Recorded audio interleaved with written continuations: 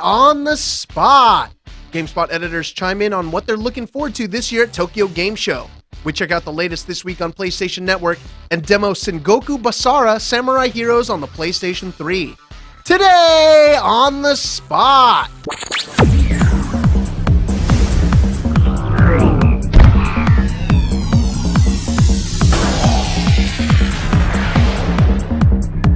Welcome everybody to a very special Labor Day weekend episode of Today on the Spot. It's Saturday, September 4th. What's special about it, you may ask?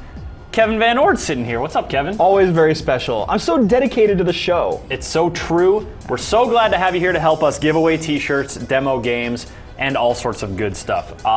We're in the office here, but a lot of GameSpot is not. I mean, aside from it being the weekend, there's PAX.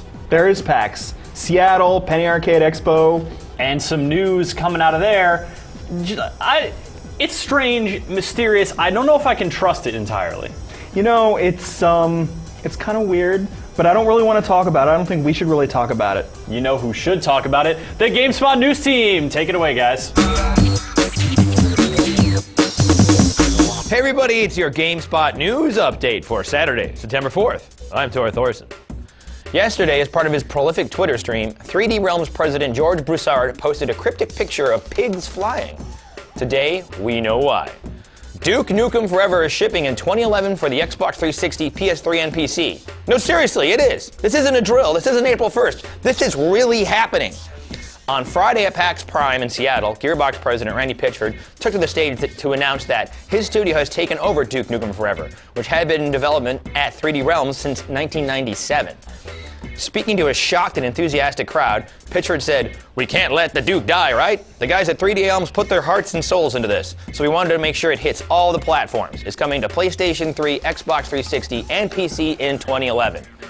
Pitchford, who had his first job at 3D Realms, went on to tell the Wall Street Journal that much of the legwork has already been done. Clearly, the game hadn't been finished at 3D Realms, but a lot of content had been created, he said. The approach and investment and process at 3D Realms didn't quite make it, and it cracked at the end. But with Gearbox, we brought all those pieces together. It's the game it was meant to be." Scott Miller, owner and CEO of the quasi-closed 3D Realms, also reflected to the Journal why his studio failed to complete the game. "We were probably too much of a perfectionist about the game. When some other game had some great feature to come out, we wanted to match it. We were trying to build a game that was too great. See, you can't rush perfection, people." Well, that's it, your GameSpot news update for Saturday, September 4th. For more headlines, head on over to news.gamespot.com. I still can't believe it's real, Kevin. I know. It's actually playable. Cigar puffing action heroes never go out of style. Absolutely. Now, on the subject of action heroes, daily demo time. Absolutely, you're going to be an action hero today. Let me just pull out my action hero facilitator. That's what I call the DualShock 3. Excellent. Now, what are we looking at today? Today we're taking a look at Sengoku Basara, which is this game that you're going to see. It's a Japanese smash 'em up game. Smash 'em up, slash 'em up. You'll see.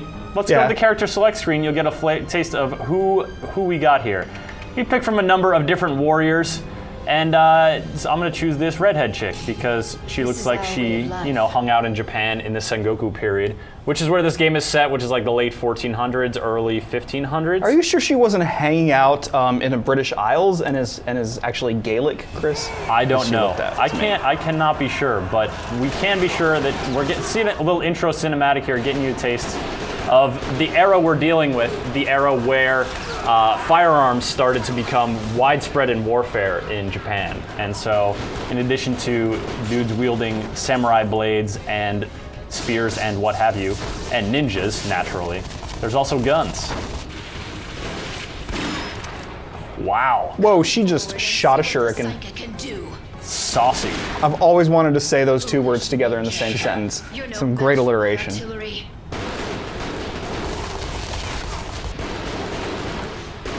So as you can see, like we got our hero in the background there, and she is probably going to be wielding a gun. The guy next to her has this weird giant ball, which is like something he swings around to crush dudes. This is one of those, you have a lot of people on the battlefield, and you have some flamboyant characters like this guy, who's got really a lopsided outfit going on. But I think it's kind of working. How does he hold up that sword in one hand, I wonder? Those are some biceps, man. All right, lady, you're about to get ambushed, maybe? I don't know.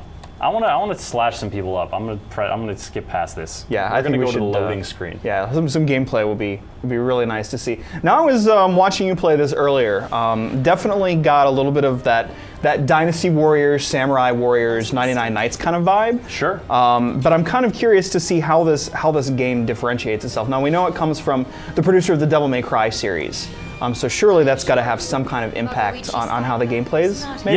Yeah. So we're jumping into combat here. You sort of the overarching gameplay is about conquering territory through the destruction of massive armies at your powerful hands. But like it does have takes an inspiration from Devil May Cry in the combat system, in that sort of attacking a lot of dudes, building up combos, juggling them in the air, and then doing even more ridiculous combos on top of combos to the point of madness, where you're just like destroying thousands of dudes in one go. The scale is a little bigger in that respect than Devil May Cry, because usually you're not taking on that many bad guys. Well, let's take a look and see how this kind of plays out in the grand scheme of things. I'm gonna shoot some boxes because that's how I get money. Definitely different from what you'd expect from, say, Dynasty Warriors or Samurai Warriors. You got a gun. I got a gun, as we saw in the opening cutscene, and this dude has a trident. So, there's a bunch of different, you could up to like 15 or more playable characters in this, and there's a bunch of different combat styles. All right, yeah. Oh, so the trident's the weapon as opposed to he's chewing some gum. All right. You in your grill. Okay, ow. Now you're hurting me. So a little bit of potential air juggling there. I saw that once you get him up into the air, you can shoot him while he's up there. A very Devil May Cry way of handling things. It's true. Where'd he go? Get back here. We won't eat until we There win he this. is. Now charge! Now at this point, obviously, we're seeing only one dude. I assume that we're soon going to be seeing legions of them. We're going easy on Yeah, you. she's very, this is definitely like that one-on-one ambush, it seems, that was, that we saw teased in that cutscene. But yeah, see, so there's a lot of jumping, a lot of air combat. I have this pistol here. I'm trying to figure out how to, I have some sort of dash attack. Then you're capable Oh, of attacking. and that was interesting. Now I'm on fire. What? Okay, that's like a. You can tell from the number of scars I have that Wow. this isn't my first fight. All right, So I figured out how to do some sort of super attack here, and now I pulled out. Wow, yeah, do that. Oh my goodness. I will And it's interesting. I assume that based on your reaction, that some of these really interesting looking moves are pretty simple to pull off. That's true. It's just a few combinations of buttons. I mean, not even combinations really. I'm just sort of pushing them at the same time to unleash these. And now I have another person to fight. This lady. Stand by him until the end. Oh, she's with him. Matsu. Is she gonna back down? I don't know. We're gonna have to find out. She seems pretty intent on saying that she won't. I really don't understand what the whole "I've got some rice" thing was just then. Did you hear that? Unfortunately, no. It's kind of gotten to the point where for some of these games, the story may seem superfluous compared to the combat. And in this case, the combat's really flashy, and I got distracted. sumo wrestle instead. Fair point. Either way, you'll lose. I don't want to sumo wrestle instead. I'm not dressed for the occasion. So these guys are like recovering a lot of health, and I'm not really sure how to destroy them. But this is clearly a boss level. So like games like Samurai Warriors have a reputation, as we talked, for having a lot of guys on screen at one time. I think this is one of the ways that Sengoku Basara is mixing it up, is putting you in encounters like this, where the boss is not necessarily surrounded by legions of minions. And also, they are the Wonder Twins. Did you just see that? I did see that. I scared them away, but not before they did their like glowing high five of excitement. Well, now we are getting back into the more Dynasty Warriors, Samurai Warriors way of looking at things. I see that map up at the top, and I see things are kind of separated into nodes, and you're probably going to go in and try to capture each of those nodes in one manner or another. Well, not only am I going to capture, I'm going going to try to steal their food. The strongest couple in the land is nothing without rice balls. So yeah, this, as you as you were just saying, like this, there's a bunch of different areas, and now here's a bunch of jokes. Now here we go. Now we've got the combat that I was thinking we were going to see originally. I really like her just nonchalant, like waiting in there and blasting away with just a large pistol. But yeah, so now I'm getting mobbed by dudes, and this looks pretty familiar to some, but like we were saying, there's a lot, the combat here is sort of mixed up. It's different, and you got a bunch of different characters that each play differently. And yeah, there's your look at Sengoku Basara. This game is coming out to the PlayStation 3. It's going to be coming out October 12th, and there's also 2-player co-op.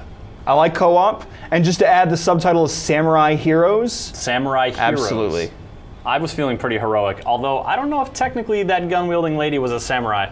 I think we can let it slide. 2 out of 3 isn't bad. Well, she's not even a hero, she's a heroine, so, I mean, who's looking at the details, really? Well, details can be found, of course, in the game space and all that stuff. And now, moving on with the show, we're going to show you folks what's up this week on PlayStation Network. There's some new things there for download. Check it out. This week on PlayStation Network, in downloadable games, Castle Crashers finally breaks through onto PSN. Your favorite knights are here. Hack, slash, and smash away to victory in this award-winning 2D arcade adventure from the Behemoth. Play with up to 3 friends locally or online and discover magic and mystery like you've never seen it before. Unlock more than 25 playable characters, dozens of weapons, and an arsenal of combos and magic attacks. Next, get zany with Sam & Max Episode 5, The City That Dares Not Sleep. An enormous floppy-eared monster is rampaging through the city, and Sam must assemble a crack team to stop him. To end the mayhem, you must venture inside the creature. Experience the truly shocking conclusion in the series' final episode. PS1 Classic this week offers Theme Hospital for download. Manage floor designs, hire medical staff, and cure some of the wackiest diseases known to man. And don't forget Valkyria Chronicles 2 for PSP. Lead your fellow classmates on a heroic journey through 200 missions. Fight with 30 brand new military units and customizable characters, weapons, and tanks. Experience the all-new co-op and versus multiplayer modes and the revamped Blitz battle system. In-game demos, get your medieval warm-up in with the Castle Crashers Trial, or get a taste of rocket knee sledding with the Vanquish official demo, Velocity Attack. Set in the landing bay of the Providence Space Colony, you will take part in a desperate fight to gain control of the facility. Battle massive Argus robots by boosting from cover point to cover point, dispensing carnage. And finally, get tactical with the Ruse demo. Ruse is a one-of-a-kind RTS game that allows players to deceive and manipulate their enemies in order to lead their nation to victory. In this demo, you will conquer the Tunisian front by capturing or destroying a German and Italian headquarters. In-game add-ons, get back under the sea with Bioshock 2's release of Minerva's Den. MAG offers up new character slots B and C, Split Second drops the Elite Vehicle Livery Pack, High Octane Supercar Pack, and Elite Ryback Cyclone Special Edition. Yakuza 3 adds a challenge pack, Kane and Lynch 2 Dog Days adds the Alliance Weapons Pack, Multiplayer Mask Pack, and the Doggy Bag Multiplayer and Arcade expansions. Mod Nation Racers releases Little Tinker Mod and Kart. Guitar Hero offers the POD Track Pack featuring Boom, Southtown, and Youth of the Nation, while Rock Band releases a host of songs, including the Going Country Pack 4. In-game trailers, feel free to watch the Brink Developer Diary 4, Thor the video game announcement trailer, Lara Croft and the Guardian of Light Weapons, Artifacts, and Relics trailer, and the Lord of Arcana Gamescom trailer. That's all the time we have, folks. Tune in next week for more This Week on PlayStation Network. So Sophia Tong and some other people on the gang are heading to the Tokyo Game Show this fall. Sophia actually went around the office with a camera and a mic in her hand to ask us what we were most looking forward to at the show. So let's take a look and see what GameSpot staffers had to say about what's coming up at TGS.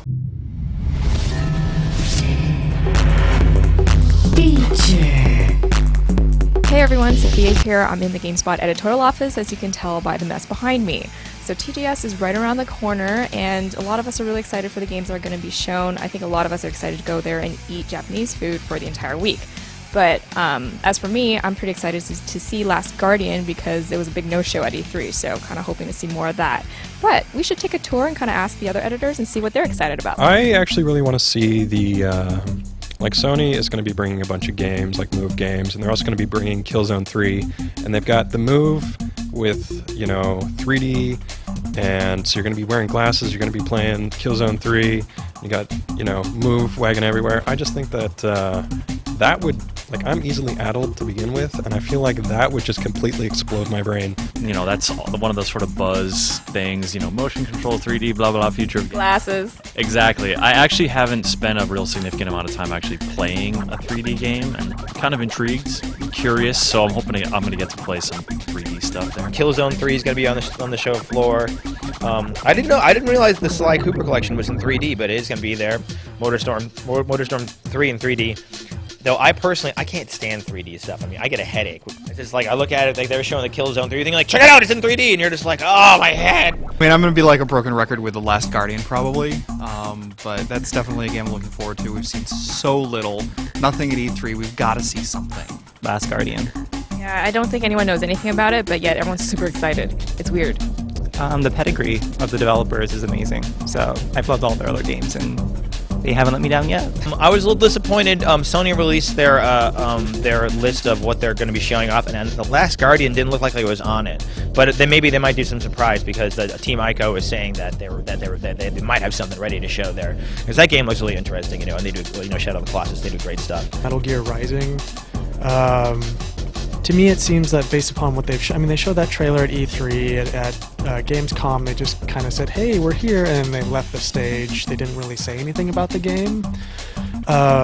So that kind of has me worried a little bit that basically all they have is sort of conceptual stuff. They don't really have a game in place. It's all about slicing watermelons. Yeah, and that's fun and all, but, I think it'd be nice if... Actually, no, a game about slicing watermelons would be totally sweet. So what are you hoping that would be there, or what do you think will be there? That there's a sequel to Dangerous Meat. Tell us about the first game, Dangerous Meat. Dangerous Meat was a game about a nurse and somebody... About a nurse. And that was about all that we got out of it. Okay, so Dangerous Meat 2 is what Jan is looking forward to. I would love to see a true next-gen Kingdom Hearts game, for sure. Kingdom Hearts 3, any day now. Any day now, hopefully. Certainly anything new and exciting and different from Software. The people that brought us Demon's Souls and Ninja Blade and all sorts of really awesome stuff. I hear that Capcom has something up their sleeve with Street Fighter 4. Rumored new characters, arcade release, so I'm really looking forward to that. I hope they explain more about Mega Man Universe. That trailer just came out, and we see that you can play as bad box art Mega Man and Ryu, apparently, but I'm hoping they explain more about it, what those stages are what bosses are coming back, do we get to make things, what's up with the game at all? And additionally, I'm also looking for more information about Final Fantasy XIV. There's a beta out already, but we still don't really know anything. Well, personally, I'm excited for all of the new Atlas games that are coming out. They just announced Catherine, which is a new HD PS3, Xbox 360 game. Looking forward to seeing what that's all about. And then hopefully we'll see an announcement about Persona 5. I hear that they are working on it. I hear that it might be coming out next year. So there's that. And then lastly, actually my most anticipated game right now is Deus Ex. Human Revolution, and as Eidos is a Square Enix game company now, and since Square Enix is doing all the awesome CG in that game that we've seen in all the trailers, hopefully we'll see something new there. Yeah. What I'm looking forward to is for there to not be a spot on the show floor at next TGS for Gran Turismo 5. That's what I'm excited, because the game's supposed to be coming out this year, right? Barring any weird whatever rift. Yeah, right? Supposedly. Okay, so they'll still have a Gran Turismo 5 display on the show floor, I'm sure, this year, right? To celebrate the launch, I'm sure.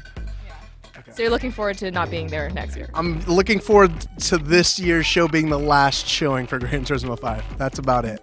Other than that, I'm just, I'm just more excited to kind of just see more. We have a PlayStation Move here, and we got to play around with it yesterday. So I'm just kind of more kind of just, excited to kind of see how the public kind of reacts to that.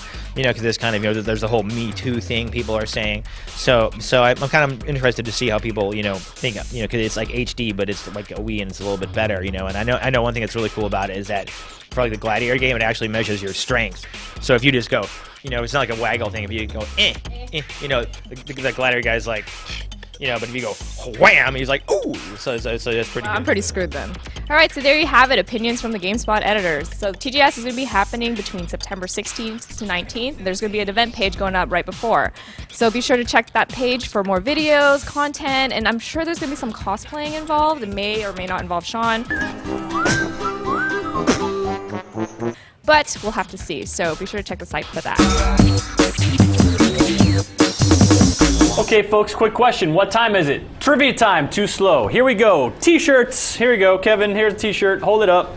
I got the front. Look, it says Treyarch on it. Boom. We know it's great. I don't even like T-shirts that have logos on them, as you can tell. But on the back, this actually says Call of Duty. It sure does. Call of Duty Black Ops, no less. And if you want to get your hands on one of these T-shirts to then put it on you got to answer this question. Treyarch's last Call of Duty game featured a campaign with playable characters from 2 different nations. Name those nations and send us your answer using the module on the side of the page or by shooting us an email to onthespot@gamespot.com, and you can get yourself one of these T-shirts for wearing. And that'll about do it, folks. Be sure to check out all our PAX coverage hitting the site this weekend. Lots of good stuff coming out of Seattle. You don't want to miss it. There's also other good stuff coming, though. Yeah. The world of men hugging has big stuff going on. SmackDown versus Raw reveal, THQ. We're going to be with them on Wednesday to offer lots of new information. Roster update. I like roster updates. Super fantastic. Those THQ events are always a blast, folks. And Wednesday is going to be when we'll see you next. There's no Tuesday tots because of the long weekend here in the States. And speaking of long weekend, Kevin and I are off to enjoy ours. So on behalf of everyone here in the GameSpot studio, I'm Chris Waters. I'm Kevin Van Ord. Have a great weekend. All right, here it's gonna go. It's gonna go here. And that brings us to a close here on our very special Labor Day weekend episode. Be sure to start this toss again because of stalling out.